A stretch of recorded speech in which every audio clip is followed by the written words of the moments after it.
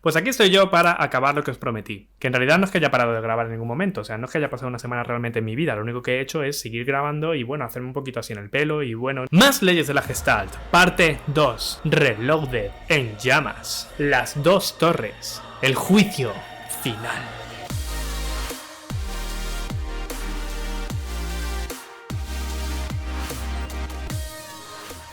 En la primera parte que hemos visto la semana pasada, hemos explorado las leyes de la Gestalt que hablan sobre la relación entre las figuras y los fondos y también sobre cómo se configura en sí una forma. En este segundo vídeo vamos a ver aquellas leyes de la Gestalt que explican cómo agrupamos mentalmente los elementos. Y vamos a empezar con la ley de la simetría. Los elementos, aunque sean independientes unos a otros, si guardan una forma muy simétrica, tenderemos a verlos como un conjunto, como si fueran un grupo. Aquí he dibujado dos formas que podrían interpretarse como un único grupo. O sea, tú ves esto y dices, es una mariposa. En realidad, este grupo está formado por dos elementos que ni siquiera tienen una conexión entre sí.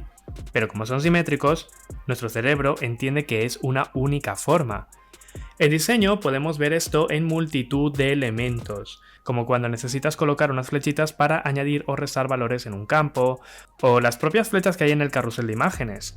Por muy distanciadas que estén, al ser simétricas te dan a entender que están relacionadas. O también en iconos, como el símbolo de pausa, que está compuesto por dos rectángulos simétricos, pero nosotros lo percibimos como un único elemento, como un único dibujo.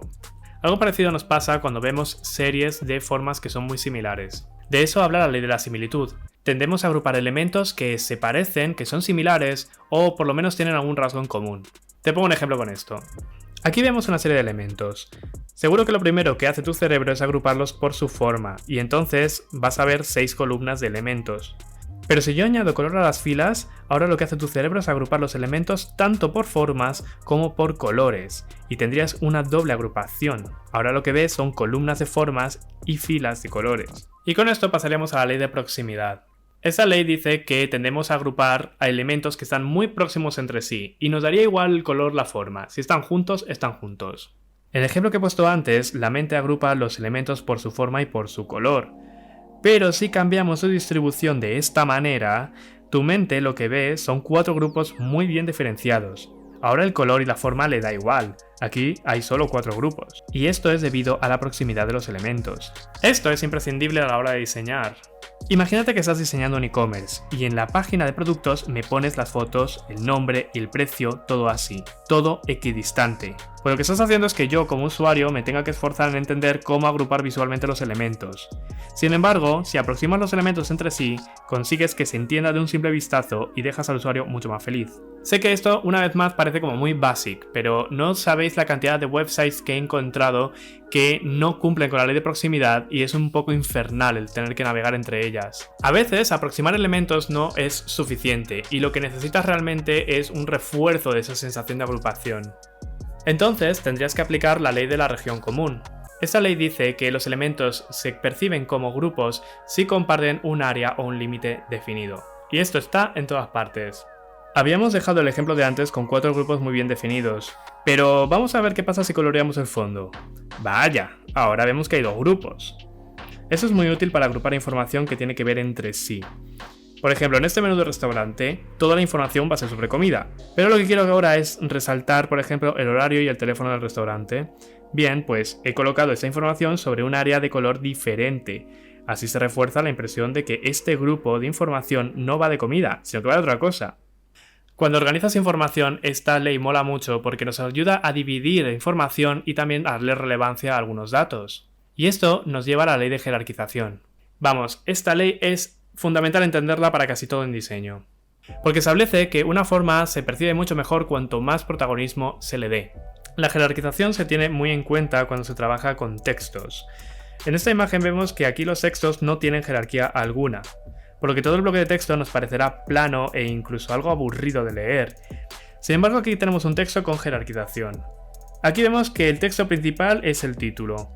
Ocupa la primera posición de nuestro orden de lectura, tiene un tamaño y un volumen mayor en comparación al resto de elementos. Incluso tiene una tipografía diferente que llama más la atención. Vemos que el subtítulo también destaca, no tanto como el título y no tanto como el resto del texto. Aún así comprendemos que tiene cierta relevancia. Seguidamente ya veríamos el texto en sí, que tiene menor relevancia jerárquica. Aunque mira qué pasa si aquí añado unos bullet points. Resulta que le estamos dando cierta relevancia a esas líneas por encima del resto del texto. La jerarquización sería una ley mucho más compleja porque tiene muchísimas más variables. Prácticamente todas las leyes de la Gestalt que hemos visto en este vídeo y en el anterior afectan a la jerarquización.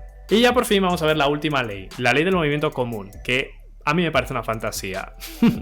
Esta ley dice que los elementos con un movimiento común tienden a ser considerados un único grupo. Esto es muy fácil de ver cuando vemos este listado. Esta secuencia de puntos tiene un movimiento horizontal y tendemos a ver este grupo más como una línea que como puntos individuales. Esta ley es muy what the fuck. En esta imagen podríamos decir que hay dos grupos muy bien definidos, el grupo de puntos azules y el grupo de puntos negros. Pero nuestra mente prioriza la línea recta y la línea curva, porque sus elementos comparten la misma trayectoria de movimiento. Por lo tanto, los dos grupos principales es la línea recta y la línea curva. Lo mismo pasa en este conjunto de círculos. Si a mí me da por cambiar algunos de color, inmediatamente asumimos que el zigzag rojo es mucho más relevante y que los círculos amarillos son simplemente el fondo. Y esto es porque los círculos rojos forman un movimiento. Cuando tú ves esta imagen, tu mente no puede evitar ver un remolino de líneas, porque aprecia el movimiento común de los elementos, pero en realidad son círculos sin conexión alguna. Y con esto, queridos míos, terminamos el asunto de la Gestalt. Espero que este vídeo os haga ver el mundo con otros ojos, porque esas leyes nos ayudan a entender un poco mejor cómo funciona nuestra mente, porque hay cosas en las cuales nos fijamos más que en otras, porque un diseño que puede tener el mismo contenido, si se organiza de una manera es fantástico y si se organiza de otra es para morirse. Así que nada, aquí os dejo reflexionando sobre todo lo que hemos visto. Un abrazo muy fuerte. ¡Chao!